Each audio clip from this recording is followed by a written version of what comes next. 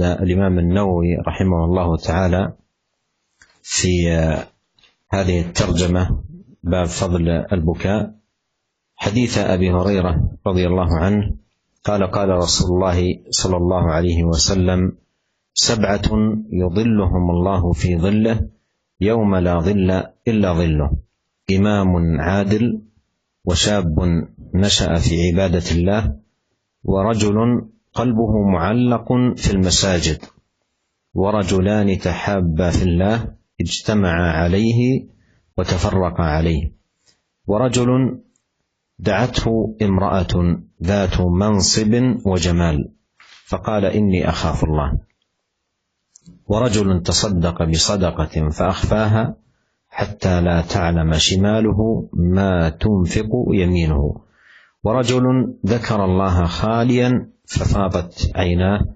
متفق عليه. هذا الحديث فيه ذكر فضل أهل هذه الأوصاف العظيمة التي ذكرها النبي عليه الصلاة والسلام، وأن لهم هذا الثواب العظيم الذي ذكره النبي عليه الصلاة والسلام، ألا وهو أن الله يظلهم في ظله يوم لا ظل إلا ظله، وذلك أن الشمس تدنو من الخلائق يوم القيامة حيث لا شجر يستظل به ولا سقف يؤوى إليه، وإنما في قيام الناس يكون في أرض عفراء مستوية لا ارتفاع فيها ولا انخفاض ولا أشجار ولا مباني ولا غير ذلك، وتدنو الشمس من الخلائق، إلا أن الله يكرم أناسا بأن يظلهم في ظله يوم لا ظل إلا ظله في ذلك اليوم العظيم.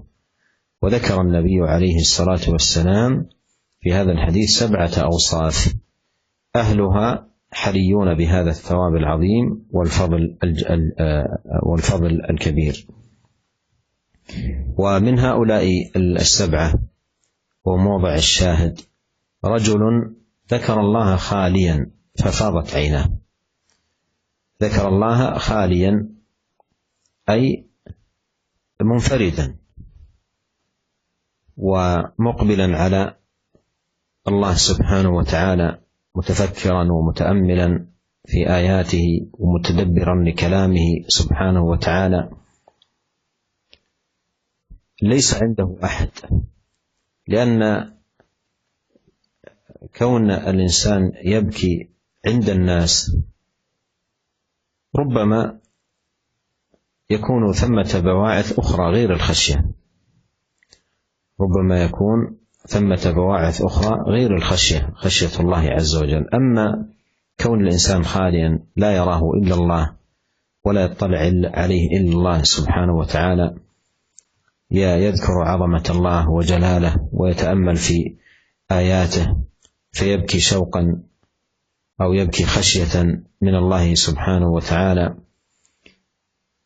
ذكر الله خاليا ففاضت عيناه بهذا القيد، فيكون من هؤلاء الذين يظلهم الله في ظله يوم لا ظل إلا ظله.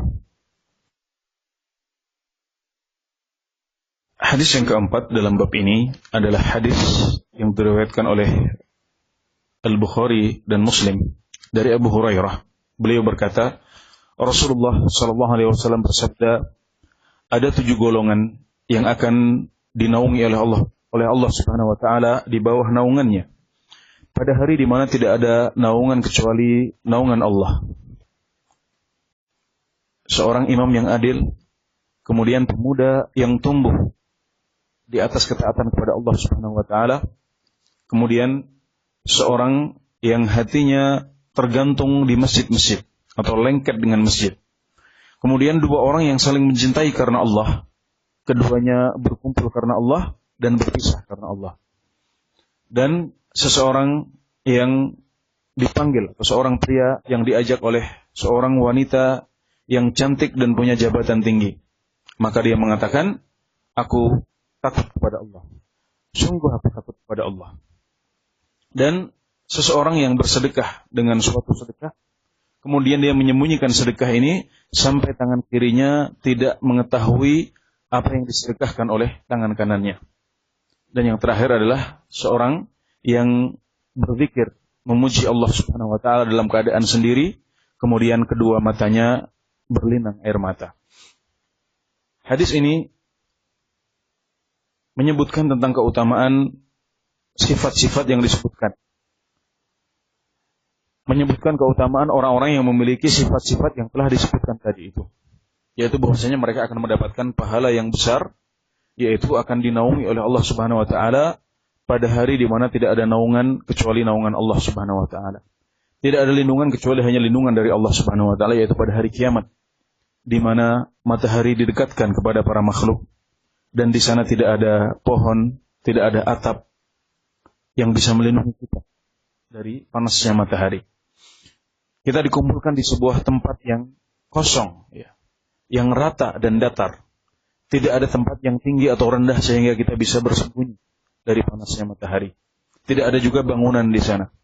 Tapi di tempat yang sangat panas ini, Allah Subhanahu wa taala akan menganugerahkan anugerah kepada beberapa golongan orang, dan mereka adalah 7 orang yang disebutkan, atau 7 kelompok, 7 golongan yang disebutkan dalam hadis ini. Mereka semuanya berhak untuk mendapatkan anugerah ini.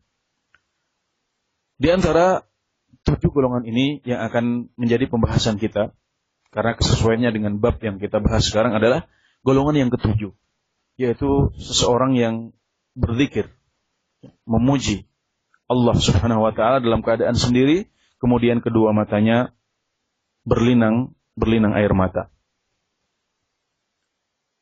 Ya, maksudnya adalah seseorang yang menyendiri, kemudian dia berzikir, menyebut dan memuji Allah Subhanahu wa taala. Dia menghadap Allah Subhanahu wa taala, bertafakur, merenungi ayat-ayat Allah Subhanahu wa taala. Dan di sana tidak ada orang kecuali dia saja. Jadi kondisinya menyendiri, dalam keadaan gelap dan menyendiri. Karena orang yang menangis saat berada di tengah-tengah manusia, itu belum tentu tangisannya karena Allah Subhanahu wa taala. Belum tentu tangisannya karena takut dan rindu kepada Allah. Tapi barangkali di sana ada pendorong-pendorong lain, ada sebab-sebab lain yang membuat dia menangis. Adapun orang yang menangis saat dia sendiri memuji Allah Subhanahu wa taala, maka itulah yang insyaallah tangisannya adalah karena takut dan rindu kepada Allah Subhanahu wa taala. Makanya dalam hadis ini Nabi Muhammad SAW menyebutkan warajulun dzakarallaha khalian. Ya, seseorang yang menyebut Allah dalam keadaan sendiri. Ya, dengan catatan ini, dengan catatan dia berzikir dalam keadaan sendiri, kemudian dia menangis karena takut kepada Allah.